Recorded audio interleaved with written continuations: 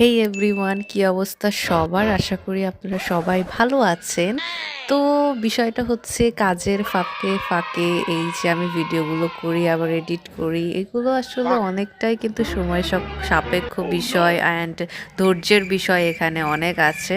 তো তারপরেও কাজের ফাঁকে ফাঁকে ব্যস্ততার মাঝে একটু ভিডিও করা, এডিট করা আসলে মজাই লাগে, খারাপ লাগে না।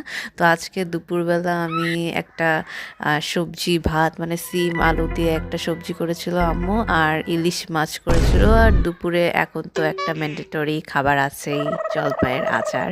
তো এটা দিয়ে আমি একটু ভাত মেখে খাওয়া শুরু করছিলাম। অ্যান্ড আমাদের বাড়িতে আজকে ইলিশ মাছ রান্না হয়েছিল। ইলিশ মাছটা আমাদের বাড়ির মেনুতে প্রায় প্রায় থাকে। এটা আসলে কেন জানি ম্যান্ডেটরি, অনেকের কাছে ইলিশ মাছ খাওয়াটা একটা ড্রিম, বাট আমাদের বাড়িতে প্রায় সচরাচর ইলিশ মাছটা খাওয়া হয়।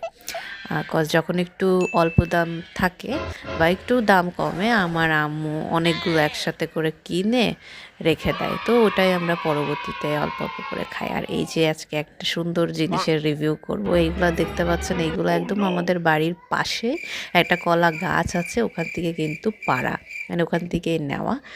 এগুলো হচ্ছে বিচি কলা মেনলি, একদম মানে আমাদের চোখের হয়েছে। সামনে তো এই কলাগুলো কলাগুলো হয়েছে। মেনলি আর আজকে আমার এই যে বড় পেরে নিয়ে আপি আসা হয়েছে। খেতে খুব পছন্দ করে। আমাদের বাড়িতে আমার আম্মু আর আপি ব্যতীত এই কলাগুলো আসলে কেউ খায় না, আমিও খাই না।